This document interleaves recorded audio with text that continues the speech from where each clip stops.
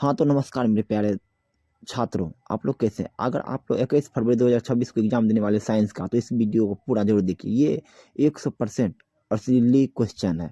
इसमें से आपको एग्ज़ाम में बहुत सारे क्वेश्चन आएँगे। तो ऐसा ना हो कि आप लोग चूक जाएँ, इसीलिए आप लोग वीडियो को पूरा देखिए, क्योंकि अधूरा ज्ञान किसी काम का नहीं रहता है। और आपको 10 मिनट या 12 मिनट का समय लेंगे, इसमें आपका कुछ भी नहीं जाएगा। तो इसलिए 10 मिनट 12 मिनट अगर आप समय दे देते हैं, तो 21 फरवरी को जो एग्ज़ाम होने वाला है साइंस का, उसमें आप बहुत ही अच्छा प्रदर्शन करेंगे। तो चलिए हम लोग वीडियो को शुरू करते हैं बिना किसी समय गँवाए। और ये सेट जे का है। दोस्तों इसमें कुल मार्क्स 80, यानी कि आपको बनाना है 40 क्वेश्चन और 2 घंटा 45 मिनट। तो हम लोग अब वीडियो की तरफ बढ़ेंगे। ये माध्यमिक स्कूल परीक्षा 2026 के लिए है। और दोस्तों आप लोग वीडियो को ज़रूर पूरा देखिएगा। ऐसा नहीं कि बीच में छोड़ के भाग जाइएगा, बीच में छोड़िएगा तो दिक्कत है। इन सब को आप गौर से एक बार पढ़ लीजिएगा एग्जाम हॉल में जाने के बाद। चलिए दोस्तों हम लोग वीडियो शुरू कर देते हैं। आप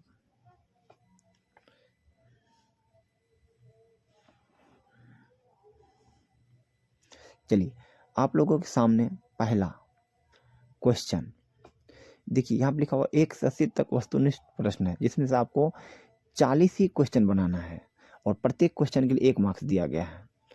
ठीक है, तो इस बात को आप लोग ध्यान में रखिएगा। देखिए, किसी प्रकाश स्रोत, पहला क्वेश्चन है, किसी प्रकाश स्रोत के सामने एक रुकावट रख देने पर क्या बनता है? तो दोस्तों इसका राइट आंसर जो होगा ना, यह बहुत ही मज़ेदार है। ठीक है, तो इसका आंसर, और मैं भी आपको आंसर दूंगा, इसका आंसर होगा छाया या उपछाया या ए और बी दोनों। तो इसका राइट आंसर होगा सी।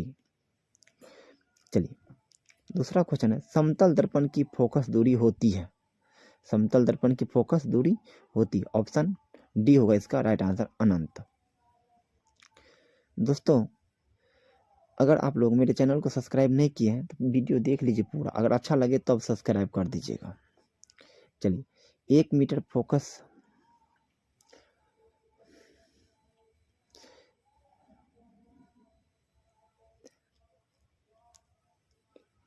चलिए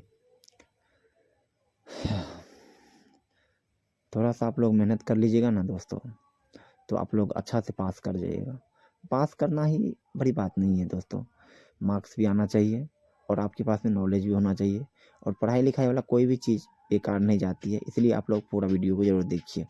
चलिए, 1 मीटर फोकस दूरी वाले उत्तल लेंस की क्षमता होगी। तो दोस्तों अगर फोकस दूरी है 1 मीटर, तो उत्तल लेंस की जो क्षमता होगी वह हो जाएगा 1 डायप्टर, ऑप्शन सी। चलिए, किस लेंस को अभिसारी लेंस कहते हैं? तो इसका आंसर होगा अवतल लेंस को, ऑप्शन बी। दोस्तों 55 नंबर का क्वेश्चन, प्रकाश की चाल विभिन्न माध्यम में होता है। तो इसका जो आंसर होगा ना दोस्तों, वह आपको भी शायद पता ही होगा, तो ऑप्शन ए भिन्न भिन्न होता है। चलिए अगले क्वेश्चन की तरफ बढ़ते हैं। किसी लेंस द्वारा उत्पन्न आवर्धन का एसआई मात्रक क्या होता है? दोस्तों आवर्धन का एसआई मात्रक नहीं होता, यह मात्रक विहीन होता है, ऑप्शन डी होगा सही। चलिए आगे बढ़ गए हम 7वां नंबर पे, निम्नलिखित में किसका अपवर्तनांक सबसे अधिक होता है? दोस्तों इस क्वेश्चन को आप लोग याद रखिएगा। तो दोस्तों ये क्वेश्चन 100% चांस है आपकी बार पूछने की, और ऐसे ऐसे क्वेश्चन का आप लोग अगर छोड़ेंगे तो तब तो ये एग्ज़ाम देना ही बेकार है। चलिए, तो दोस्तों इसका राइट आंसर हो जाएगा ऑप्शन नंबर, क्या आप लोग को पता है तो आंसर दीजिए कमेंट में। तो इसका राइट आंसर होगा ऑप्शन बी, हीरा। इसका अपवर्तनांक होता है 2.42। चलिए थोड़ा लिखने में मिस हो गया। एक अभिसारी लेंस बनता है, दोस्तों अभिसारी लेंस कब बनता है, बनाता है? तो कभी आभासी तो कभी वास्तविक प्रतिबिंब, ऑप्शन सी। आकाश का नीला रंग होना किस परिघटना का परिणाम है? तो दोस्तों प्रकाश के परिकीर्णन का, ऑप्शन बी होगा इसका राइट आंसर। प्रकाश का प्राथमिक वर्ण कौन सा है? दोस्तों इनमें से सभी हो जाएगा, ऑप्शन बी सॉरी डी होगा इनमें से सभी।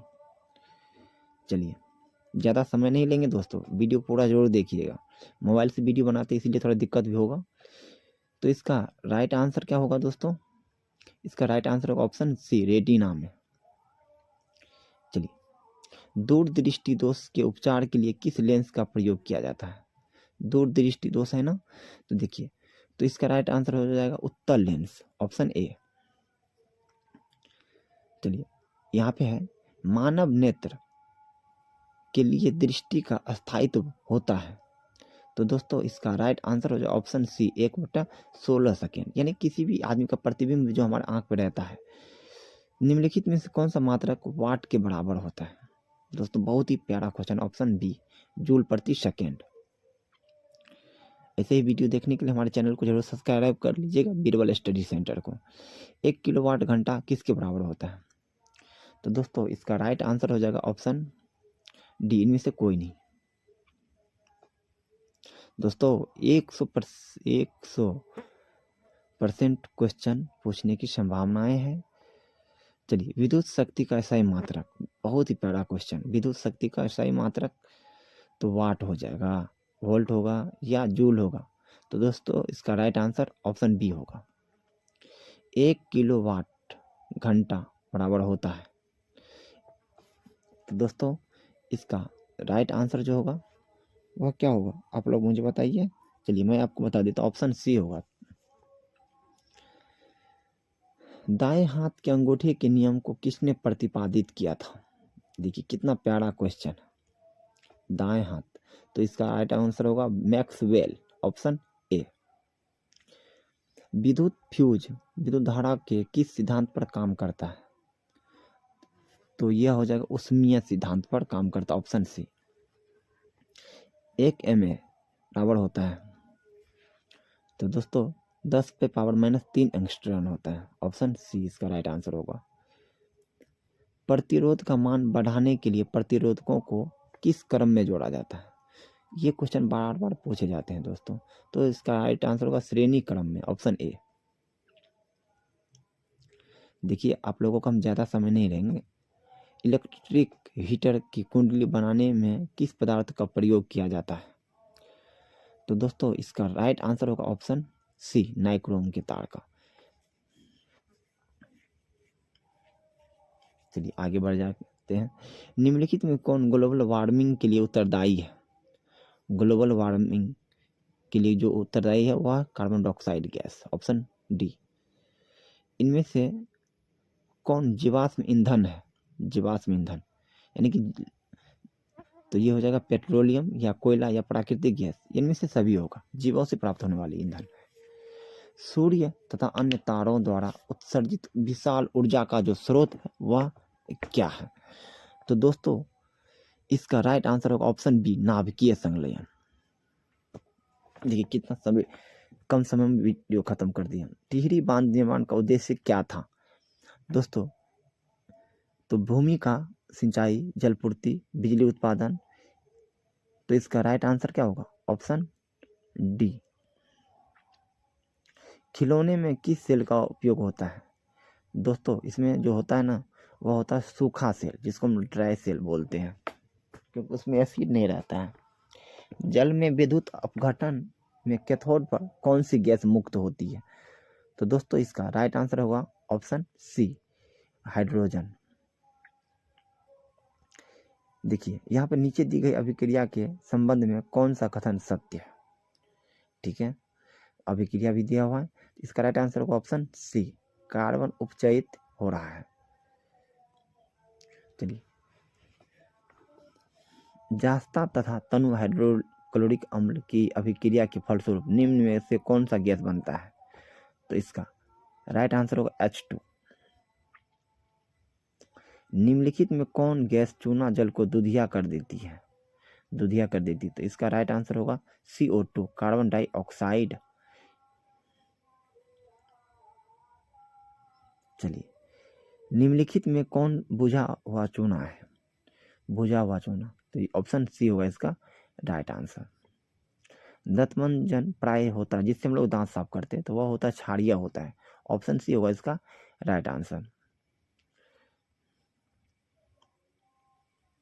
इसका जो पीएच मान होता है ना क्षारीय का, क्षार का, तो वह 7 से, अम्ल का होता है 7 से कम, और क्षारीय का होता है 7 से अधिक होता है।